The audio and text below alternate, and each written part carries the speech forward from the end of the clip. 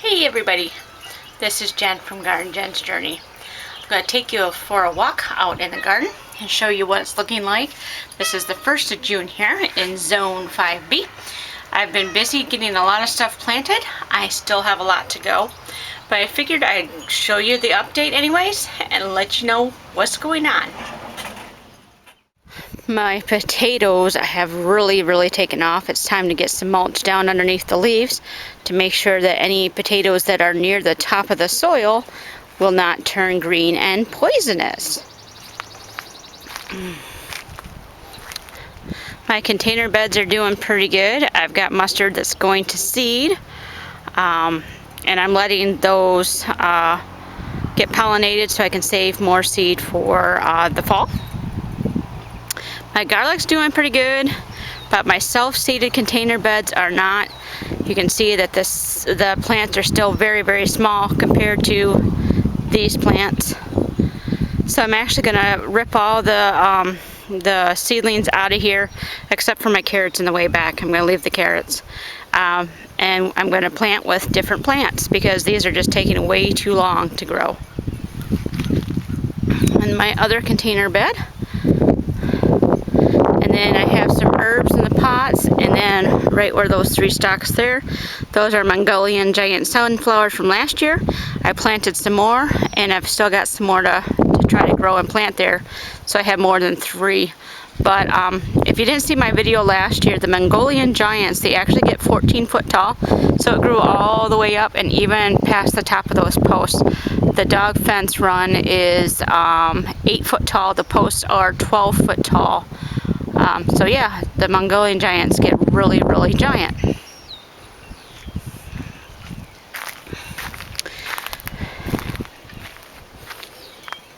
My other container beds here in the container garden, I've got my chamomile planted, I got some more potatoes, some lettuces.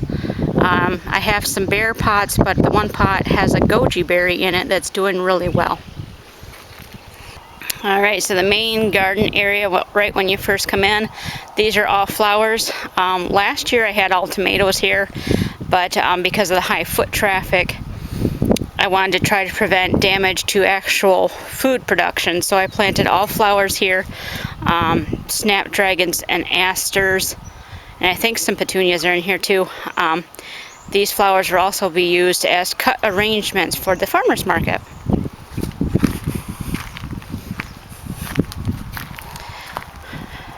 Chamomile is doing pretty good. I'll probably plant more tomatoes back along that fence right over there between the 2 posts.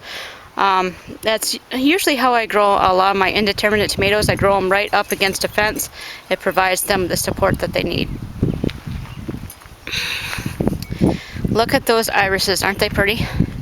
I'm going to be getting some more irises, some different colors to add to the collection, so that'll be really nice. But yeah, the irises are just gorgeous. My roses are doing pretty good. I got a new rose. I got 2 new roses, but I think one is a dud. I think this one's a dud. And then I actually lost a rose this year.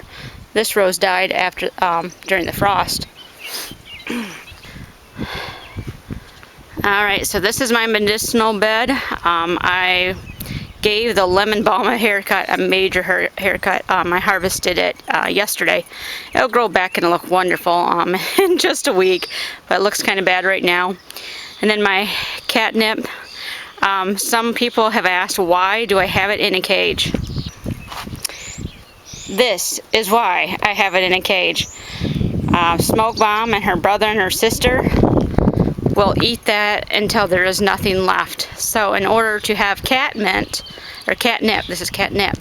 In order to have any catnip for me to harvest for medicinal uses, I have to put a cage around it to keep the cats out of it. When it gets a little bigger, I'm going to transplant it and put it in another area, but still have the cage around it so they can't get to it. But I'm not completely mean. I do harvest some of it and give it to them because they really enjoy it and it helps keep them calm. It's a very good herb. So yes, I have to protect it from the cats. Right behind it is Valerian. It's starting to get ready to go to seed. And I found out that Valerian self-seeds pretty good if your mulch gets really thin, like mine did. Mine got really, really thin this year. You can see dirt spots and stuff. And so I had Valerian popping up in places it wasn't supposed to be. But it's a really wonderful smelling herb. The bees love it when it blooms. So yeah, we're just gonna let it bloom and dig up the extras or whatever if we have to. Then behind that, that's yarrow in the back, another wonderful herb. And the bees love it. That's the pastel yarrow. When I first started, I had white yarrow over there in the corner, but I accidentally decimated it when I harvested it. I harvested too much, and so it killed the whole plant. So now I have pastel, which has a lot of different colors in it. And then in front of that is bachelor buttons. They're getting ready to bloom. Those will be really nice. And then petunias. I've got quite a few different echinacea plants. And this year they should all bloom. Echinacea takes at least a year before they will bloom if you're growing them from seed. So I have pink.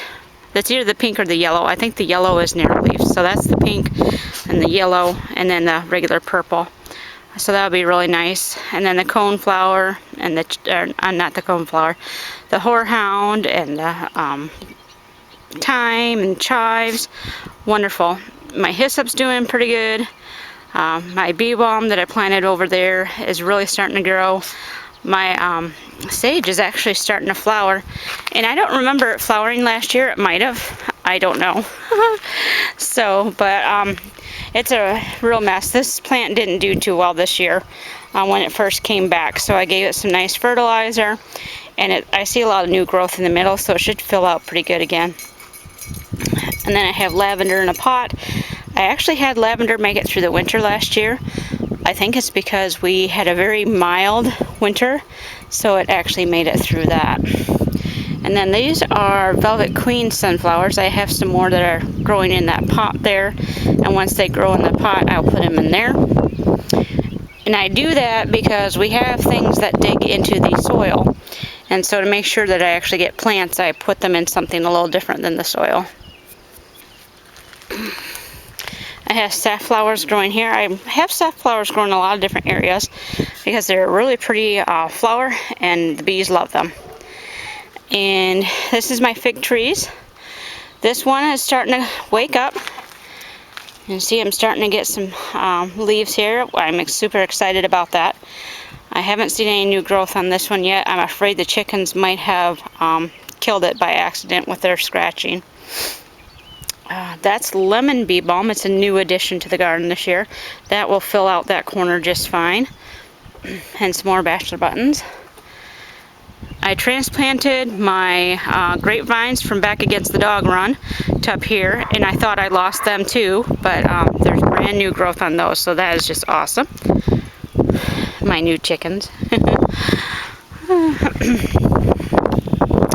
Bronze fennel and scarlet flax is in here. This area had a bunch of borage and safflower and bachelor buttons. You can see quite a few bachelor buttons there growing here because that's what I had in this area last year. My husband rototilled it because you can see how thick it was. So he rototilled it for me, and then we're in the process of putting fresh mulch down so we don't have the same issue again. But right now I have petunias planted up front, and then in the back I have some strawberries that have been moved around ever since we had a garden because it didn't have a good space for them because if you know anything about strawberries, they can be quite invasive and they're a pain in the butt to harvest. And so I was trying to find a way to make use of them because we love strawberries and they're really expensive in the stores and you don't know what they're sprayed with. So we planted them here. Hopefully with being on the mulch, they'll be easier to maintain and harvest, and we'll actually be able to have a blessing with them. Along this side here, on the outside, is more flowers, and then in the back there, those are my loofahs. I'm going to have loofahs growing on this side, loofah gourds, and then on this side is going to be watermelon. I haven't planted my watermelon yet, but I'm getting there. I'll have beans here. I planted quite a few herbs. I have buckwheat, cilantro, or coriander. I have coriander here. I have cilantro that's going in another area. And then I have thyme. This is my tansy. And if you guys have seen my posts in my Facebook or on my gardening page, you'll see that I had quite a bit of problem with this tansy this year. Because again, you see how thin my mulch is. It's basically bare soil. And we had that everywhere.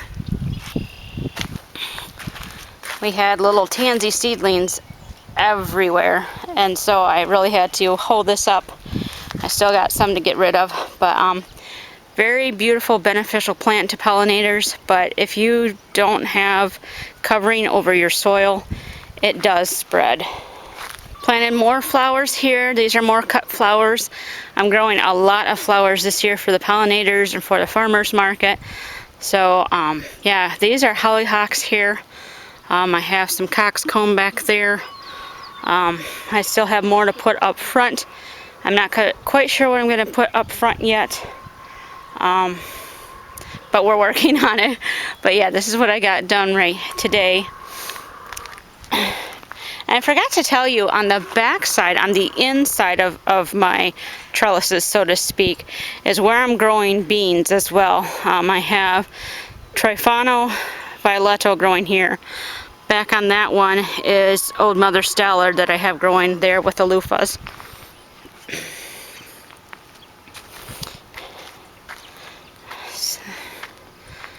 I have Chinese broccoli here, as well as some volunteer dill and cilantro. I've planted marigolds. I have more dill, more onions, moss parsley. I have quite a variety of things. I'm hoping with all the dill that volunteered, again because my soil is pretty bare, that I'll get the swallowtail butterfly that so many talk about. Never had it before, so I'm hoping that the swallowtail will like all the dill here and will visit for a little time. My Pea Tunnel. My sugar snap peas are doing very good. These are the blue shelling peas. I got them from Emma Gardner. They're like the King Tut that you can get from Baker Creek. They're beautiful. The pea pods are a beautiful, between a blue and a purple. They're just gorgeous. The blossom is just as beautiful. So these are my peas, and then in the middle of my trellises there, like where that post is, that post, and this one, I planted my extra loofahs. I had quite a few loofah plants, but I only planted a few at first, and then I waited until after any more danger of frost to plant some more, just in case I lost them. I have a Swiss chard, the rainbow chard here, and some more broccoli, onions, and beets in the back. These are some of the jugs I have left. I'll show you the other ones. These are all my warm weather crops. The other day I had to cover them because we had a cold snap. But these are all my warm weather crops. And you can see the size of my tomatoes. They are doing really good. I mean, some of them are still small, but with this warm weather, they are catching up pretty quickly. I'm hoping to be able to put them in the ground next Sunday. So they're going to take up all the other empty bed spaces. Besides, I have some bush beans too. But yeah, a lot of tomatoes. These are the ones that still haven't really done anything yet. I have peppers and some more tomatoes and things. So waiting on these guys to sprout and grow and get as big as these guys. But they still got time.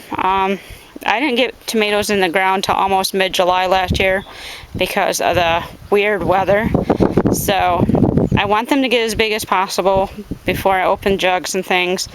And I can use good quality fertilizer. So as long as I get them in the ground before mid-July this year, I know I'll at least get a decent harvest. So I'm not too worried right now. I do have flats around that have beans in them. I usually grow beans in the milk jugs in May. which this is now June, but usually at the end of May. But I was not dealing with the milk jugs because it takes a lot of milk jugs to grow all the beans and all the corn and everything that I grow, and I was just not doing it. And like many of you know, beans grow really fast. Beans and corn and things grow really fast if you direct plant them. But again, I have critters here that dig up my garden, so I don't put anything usually right in the ground where I want them to grow. I get them to grow as seedlings first in a protected environment. Then I can transplant them into the garden spaces, and I have a lot better results. So yeah, I have a bunch of beans in the flats here. This is calendula. Over here, this whole garden bed was self-seeding with got calendula, golden frill mustard, cilantro. And so I harvested some calendula from right there and put them in the flats so they can grow a little bit bigger, and I'll be able to put them in other areas.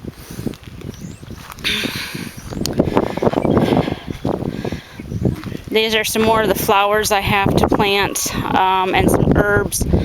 I have the pink celery. It's not quite as big as I'd like it yet. Maybe in a couple days we'll see how it does. I might be able to transplant that. But my flowers doing really good. Some more herbs here. I'm going to start up potting those for the farmer's market. These are the beans I did grow in jugs. These ones are the Christmas lima bean. And see, they do really well in jugs. It's just I did not have the time to do almost 50 jugs just for beans, because seriously, I grow that many beans here. And then watermelon. On this trellis is my Kentucky Wonder Pole beans. And then it's also going to have squash. And then I have onions and more beets, lettuces, carrots in this bed here, and some more sunflowers. So.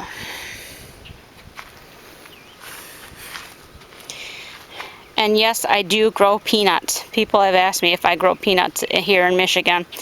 And I actually can. You have to get the varieties that are bred for the north. This one is Tennessee Red. It's from Baker's Creek. There's also, I think, the Virginia one, the striped Virginia. Peanut is also bred for northern climates. But yeah, I have peanuts growing, and they'll go into this bed here. So my petunias are doing really good in the pots. I actually grew all the petunias from in jugs.